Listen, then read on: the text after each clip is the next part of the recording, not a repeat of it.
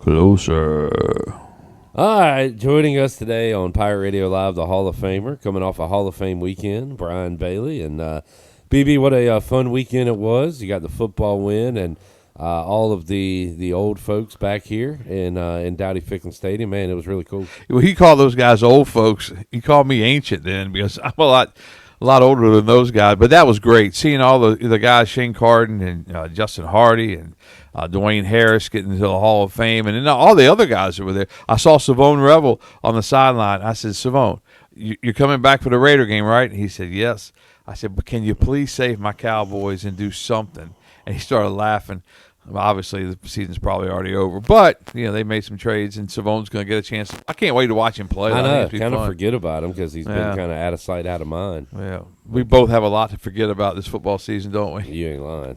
It's, well, at least we're in it together. It's not like I can come in and say, hey, So, and you can't. So we both stink. I got zero to say, and the Cowboys beat the Commanders.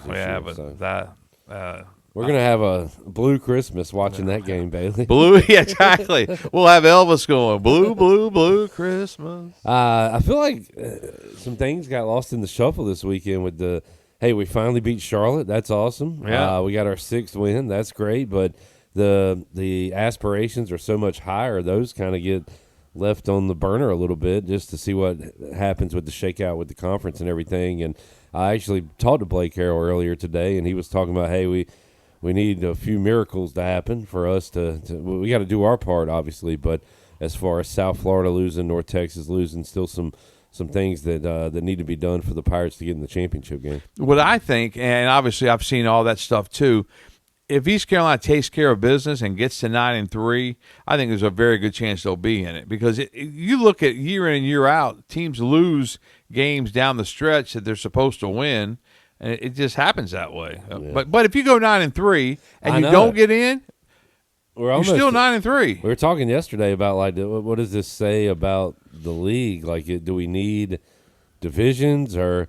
I mean, because we're going to have a lot of teams with really good records at the end of this thing, and a couple are going to be left out. But it's just a shame that it could be like one loss to Tulane, and that's it. Yeah. That's their one blemish, and that keeps them out of a championship. And the problem with divisions is that, you can't tell how it's going to stack out. And one division could be stacked, and the other division you could have 3 or 4 losses and still possibly get in. So I think that's one of the problems with divisions. But as you said, you hate to see it that the Pirates would go 9-3 with just one loss in the American and not get a shot at the championship game. That would be disappointing, but still you can't really look the other way at 9-3. Did John Gilbert give any hints or clues on where the Pirates might be bowling this year? No, he said he's already on the phone talking to folks and that kind of thing. And the bowl thing is so weird because he did talk about this a little bit that, if the SEC can't fill all their spots, there could be an attractive bowl that opens up. He mentioned the Liberty Bowl, which obviously in East Carolina football history, the Liberty Bowl has a great history with East Carolina. That'd be so much fun to go back to the city of Elvis and play in the Liberty Bowl. You've been to a few of those, haven't you? I have been to 4 Liberty Bowls. Yes, I have. Is that your favorite bowl?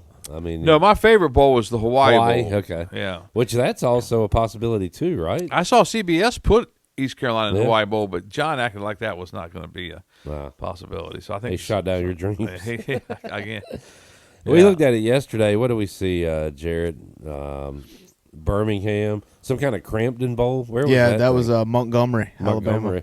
The Athletic did have Hawaii Bowl. Yeah, I've seen that somewhere. I knew that, but somebody said there was a Military Bowl versus NC State. I'm like, no way. We can do that again. No, we don't need to do that again. One of the other bowls I thought that was really good was the Beef O'Brady's Bowl down in St. Pete. I mean, they did a nice job with that bowl. And another surprisingly bowl, the New Orleans Bowl, because the Sugar Bowl was also played in New Orleans, about a week and a half, 2 weeks later. But early in the bowl season, the New Orleans Bowl, and the Pirates had a really good week that week down in New Orleans. And played a road game against Louisiana. They certainly did. Yeah, the Cajuns. I got the full list right here. ESPN Veterans Bowl versus La Tech. Other ESPN guy. That is Texas, maybe? Or is I that think the that's one the in Alabama? the IS4S. Yeah, okay. And then Frisco Bowl versus Louisiana Tech.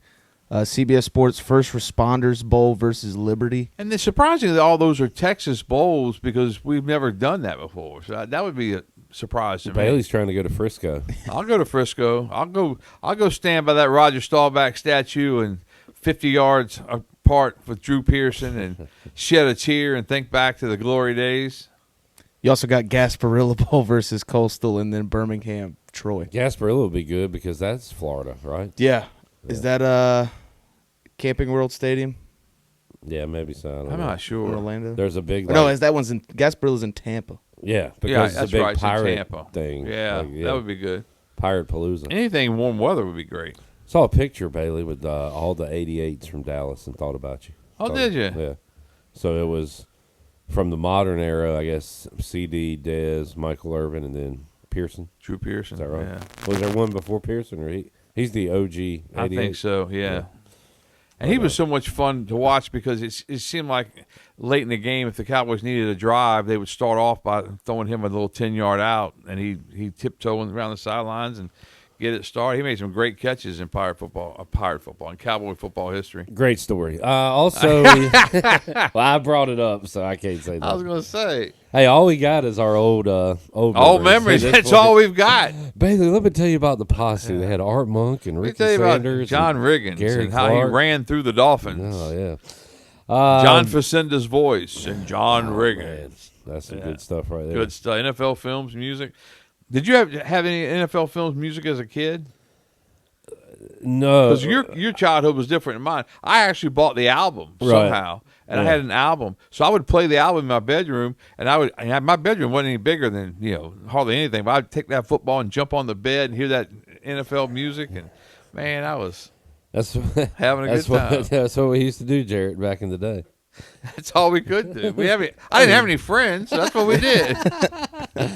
No, and in my childhood, Bailey, it was burning NFL films music to a CD so I could listen to it. Yeah. So yeah, kind of did the same thing, just a Same basic different way to thing. go about it. Pirates and Memphis, East Carolina, as of yesterday, was a favorite in this game. That's a little bit of a surprise. Yeah, I think the thought is Memphis, what do they have to play for as far as championship things go? Also, they have played a lot of games in a row, whereas ECU Yeah. has had a couple buys mixed in. I think the Pirates are the fresher team right now. And Memphis That's has been got to the- watch out not letting one loss turn into two. I think that's part of the process, too. Or letting that UAB loss turn into just losses the rest of the year, because that one is still a head scratcher. Yeah, I agree. It's Tulane's one thing, UAB is another. Yeah, exactly. Tulane, that was a good game Friday night. That was fun to watch. I missed the, rally. Tulane was handling pretty good Oh, yeah. last time I looked. Well, And they rallied. They had a chance. I mean, I was really hoping that they would win that game. Well, the Pirates, Blake Harrell has not lost as a favorite. And another thing, too, we mentioned Memphis losing to UAB. Blake Harrell has avoided those so far in his tenure. Yeah. He has taken care of business. And you can say, all right, he hasn't won, as an underdog against BYU or State or Tulane. But when the Pirates are supposed to beat a team, they're beating them, and they're beating them pretty good. The other thing about Blake is you can hear it in his voice. You can see it in his eyes. I mean, he feels like it's a privilege to be the head football coach. Yeah. Some coaches, they feel like that it's a privilege that they, that the school, has a coach like them. But I think with Right, Blake, it's a different deal. I've always felt the same way at Channel 9. I go to work every day thinking it's a privilege, knowing it could be taken away any day. But it's worked out well for 41 plus years. But that's just the mentality of I think the appreciation value, and Blake Harrell has it. Winning makes everything easier, Bailey, but as far as Blake Harrell year one, you've got everybody tugging you in different directions and everything. You got to deal with players. You got to deal with the games themselves. How do you think he's handled things? You as got to head deal coach? with idiots trying to get you to go try chili. I heard about that. Yeah. No, but I was in a chili. I was a judge today, and Blake Harrell came as a guest. And that was as awesome. A man. guest judge, and he is just. I feel kind of bad because I don't know. I don't know if he knows how to say no. You know what I mean? Like, Well, I think he's having to learn, and I Yeah. think he talks to Coach Shankwiler a lot to find out, hey, what where do I cut it off at? Right. Because I think Blake kind of looks around and sees where, people that really support his program. I think they look at you and look at Pirate Radio that hey, what a positive that this outfit is. And I think that he sees that, and I think he sees, and there are other stations like that as well. Obviously, the official station of the Pirates in radio-wise does a very good job, and he sees that as well. But I think he gives everybody, there's not a platform. He just kind of can feel what all goes on social media-wise and that kind of thing.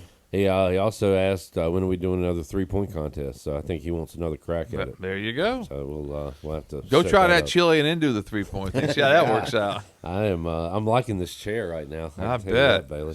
What was even the question? Oh, Blake Harrell handling his year one as a head coach. I think he's doing a great job with it. Right? Yeah, but he's more. It's really odd though, because the way they set up with Malcolm and Sports Information and what they do during the week, Blake's more accessible in some ways, but then he's less in other ways. And I think after the season's over, they'll sit down and say, hey, I really think that on Wednesdays of game week that he should come out and speak to the media, because I think things change from Mondays and Tuesdays. And I think that there are some different questions that could be asked. And, then the off season, I will make that suggestion. Whether or not he does it, I don't know. Yeah. But I don't think it takes that much time, and I think people would like to hear from the coach, something fresh as far as that goes. Even if it's just like it's always been kind of a post practice thing, right? A scrum kind of thing with all the media that can be there. And sometimes it used to be they used to have between 5 and 6, and I was always having problems trying to get somebody there. But if especially in the mornings, most of us can get there. Yeah. And I think that just coming off the field, well, our tough practices are in the books. We've had 3 really good practices, and blah, blah, not like Scotty Montgomery, who always had great practices and couldn't win on the Saturday. But that kind of thing, I think it would help. I kind of forgot we had coordinators a little bit. Yeah. I mean, I haven't seen them. That's right. At all, other than on Brian Bailey's show. Yeah. I hadn't seen him at all. Holt Naylor's got Josh Aldridge, I believe. Yeah. So, but other than that, they're MIA as well. So, yeah. The bad part about that is it leads us to speculate and kind of make our own narrative at times. Well, the other thing I think about that is that I think Blake Harrell was more polished for what he ended up being, the interim head coach, because of doing those press conferences as the coordinator. Oh, he talked a lot, yeah. And coming on, to my show, or coming on to different things, during the year, during the off season. Yeah. So I think that helped him tremendously, and I think that would help, whoever else is in those positions. Brian Bailey joining us today, Pirate Radio Live, ECU basketball 1-1 after a loss at Richmond, and just I don't know. Anytime we play one of those regional teams on the road early in the season, it doesn't go ECU's way. You predicted it last week. Said exactly what. The whole time I was listening to some of the end of the game, and I was like, "Clip said it. Clip said that." And that was just based off history and nothing else, really. Yeah. I couldn't tell you one player from Richmond, but it's just that's just the way it is, as the song went by Bruce Hornsby, I believe. Bruce Hornsby in the range. Pirates got Elizabeth City State, which is a meaningless game, and then a big one next week on the road at UNCW. UNC Wilmington, yeah. They're having some struggles, aren't they? The Watlington Bowl. I don't know. We'll ask Ken tomorrow how they're doing. He'll be all over it. Yeah. Oh no, he went to Chapel Hill, saw North Carolina beat Kansas. Wow, how about that? So I'm keeping up with results right now. It stinks, Bailey, because I don't know any of the players. Like I'm at that age now where I know the teams, but I couldn't tell you the personnel. It's so odd, yeah. And it takes me like we show highlights of Duke State and Carolina almost exclusively, but it takes a while to figure out who's who, what's happening, who's number this, number that, looking it up, trying to figure out. And sometimes there'll be something weird about the way the name is said, and Knipple. Last year, when I first saw it, I was like, wonder how that one goes. What if that K is silent, or if it is or not? Kid's balling right now, by the way. Huh? Con. Oh, he is. He's balling. He is. Hit the ground running. What's the Hornets record? Well, we're not looking at record. We're talking about rookie development. What's the Hornets record? I couldn't 3 and 8, 7, 8, something like that. Something like that. But hey, I mean, competitive game with the not Lakers. The Hurricanes. Yeah. Yeah, 3 and 7. Canes red hot right now, playing the Caps tonight. All right, Bailey, we got I guess we got a lot of teams playing this week in high school football, right? Yes, we do, and we talked about this last week. But with all the teams getting buys, and they're going to have to tweak some of it, I think. But this week we see the top seeds; they all get a chance to play. All the teams that won last week now have to go on the road. But I think it's going to be exciting playoffs down the road, but it's just so difficult to keep up with 8 classifications. Now, we've done it before in football, but, the soccer playoffs this week. I mean, I spent, an hour, 2 hours Sunday trying to figure out who's still alive, what classification they're in, who's this, where can we get to, what can we co-cover. And soccer, to me, is a lot harder to cover than football because soccer, you got to be rolling, Yeah. and then, I went to Green Central last night. They scored a goal right off the bat when I got there. I thought, what a great night this is. And then they scored another goal that I totally botched with the camera. I'm not sure where he was at, where the ball was at. All I know is it ended up in the net. But we had some good highlights. Had a good night. Good stuff. Brian Bailey joining us. If you missed the Brian Bailey Show with John Gilbert, check it out. Pirate Radio TV on YouTube, or you can hear it at 6 o'clock coming up after our program. BB, anything else? We good to go? We'll see you over at Dowdy Ficklin Stadium, 4 o'clock on Saturday. Should be a great weather day. Cheap tickets. You've got no excuse not to be there at Dowdy Ficklin.